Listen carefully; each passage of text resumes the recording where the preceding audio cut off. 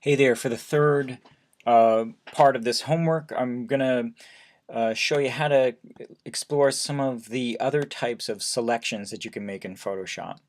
And let's start up with kind of seeing where this is headed and what the goal is. So this is one of Nick's photos. He's interested in the cool color here, the blue.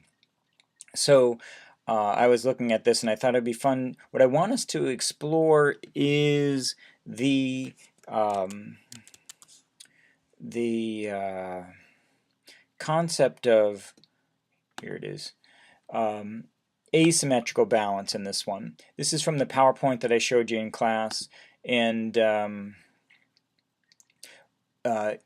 try any one of these for this project. And then what I'm going to work on is two or more small forms can balance a large one right here. But I'm going to do that by making the selection of his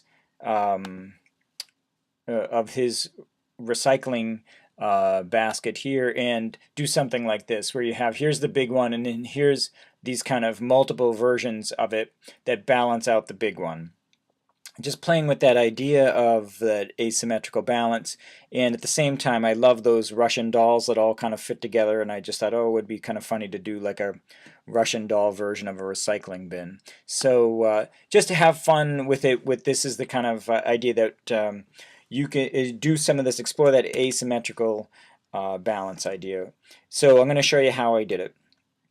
So we're going to just start out with, we'll call this one your last name underscore part 3, and then 1000, 1000 again, 72 ppi, and we'll hit OK. And then let's do our favorite thing here. Just for these ones, we're always going to just use this 500. It's right in the middle, so we're sending a line down the middle that we can toggle on and off. Okay. Now let's go over to our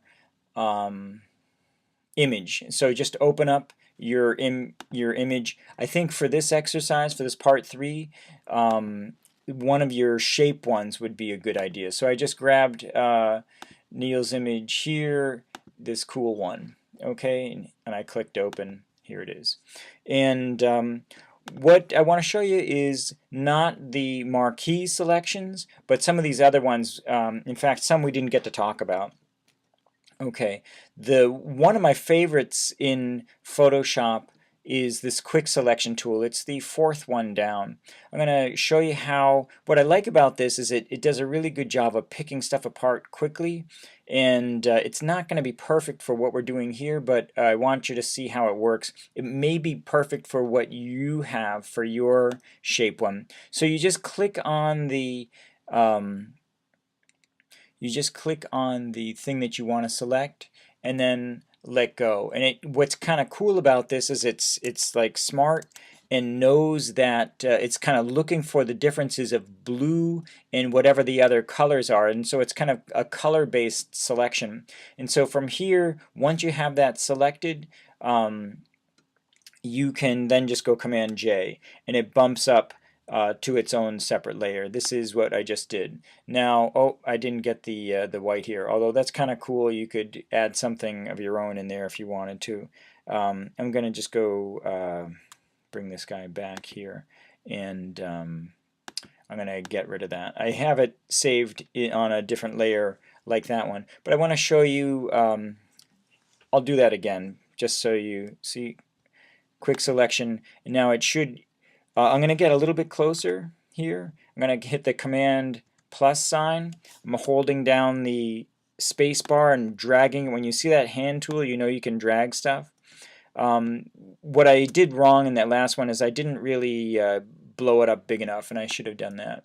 So I'm going to start and do this again so you can kind of see it better. And you can see how it's starting to, this time I'm going to make sure I include that recycle thing. Now it's gotten a little bit too much here. It's starting to get the shadow, and then what are you going to do? You're going to hold down the Option key and kind of click in here, and it should get rid of that stuff.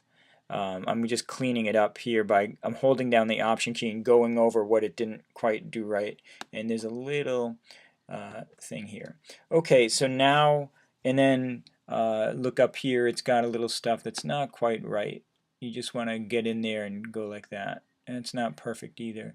This is a little bit of the kind of fun slash time consuming aspect of Photoshop that now you go Command J and that'll be a little, then we'll have this, but it's not a, it's a lot of jaggies here. There's a better tool for this particular thing, but I just wanted to show you that guy again, the quick selection tool. Now if you have like a white background and you want to you can just use the magic wand, which is the kind of other paired one here, but it's not going to be perfect. Well, you might work here, but let's try that. And let's click in here. I'm just holding down the shift key and adding to my selection this way, and that's looking good.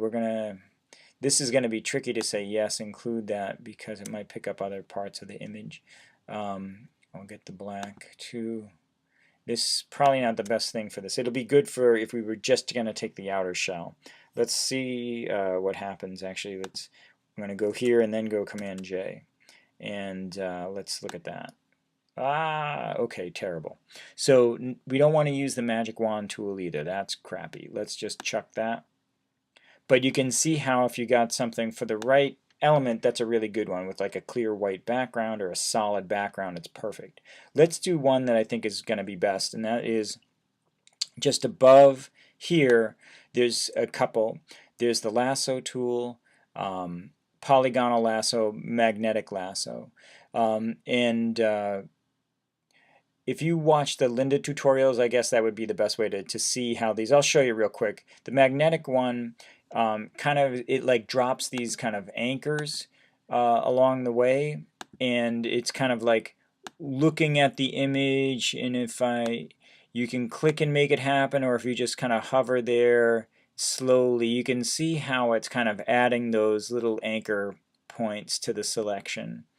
And this is a really useful one if you want to get along a certain line. You can kind of speed it up. That's going to be bad. And then when you're done, you just go back to the beginning and then select the last one. Okay, I'm going to go Command D. If you make a selection you hate, just go Command D, and that gets rid of that selection. So that's the magnetic tool. It kind of is like laying these anchors, kind of seeing the color that you're trying to outline and putting these like magnetically trying to stick to that. Polygonal lasso tool I think is the one that we're going to want to use here. And the way that you use this and here's a fun trick I kind of learned recently. If you hold down the caps lock, you get a much more kind of accurate, I'm going to blow this up so we can really kind of do this nice. You can get a much more accurate reading of where you're actually clicking. And so what I'm doing here is you can hear me clicking. The reason why I think this one's going to be good here is we have these like straight lines that we actually want as straight lines, and I'm going to, every time you click it's making another selection point. So on the curves you're going to want to use this more. On the straightaways you're going to want to use it less. So now I got a nice straightaway here. I'm going to just make sure it's lining up, and this is where it's going to be really good to be zoomed in. I'm going to move up here and then go kind of straight. That's looking good. Maybe down a smidge and then start to go over here and then moving my mouse over. I know this is the most tedious part of this tutorial. The curves are tricky, but I think this is going to be the tool for us in this particular one.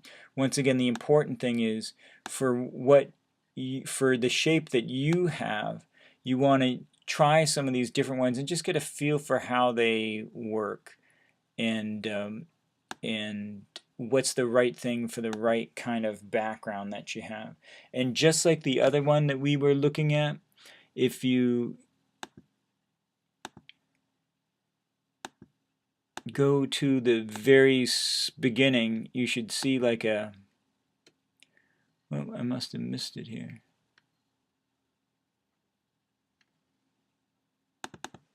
If you double click when you get to the beginning, it completes the selection.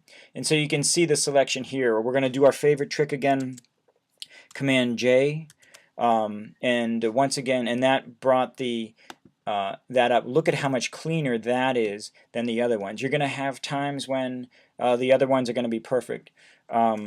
So you can see this is actually like a flash or some kind of light that's hitting that. It looks like it's like a torn out part, but it's not. Okay, great. So I like that. Now what we can do is use that trick. If I command click in this layer, we're going to get the marching ants, which means that's selected. I'm going to go command C, and now I'm going to bring it into our empty blank one and just go command V. Okay, great, it's big. What do? We go command T and bring that down, and now we have a really nice clean. I'm happy with the way that that came out. What we're going to do though, what would be nice is if we'll add a little feather to that to make it kind of blend in a little bit to our piece here, and let's kind of add the feather now while I'm mentioning it. So I scaled that down. Whenever you're done scaling, this is a good little tip. You got to hit the return key. I'm going to bring it back, Command T. Do you see this up here? You either kind of accept or reject that. That's another way of saying yes to that. And now we're kind of home free. What I'm going to do here is use this trick.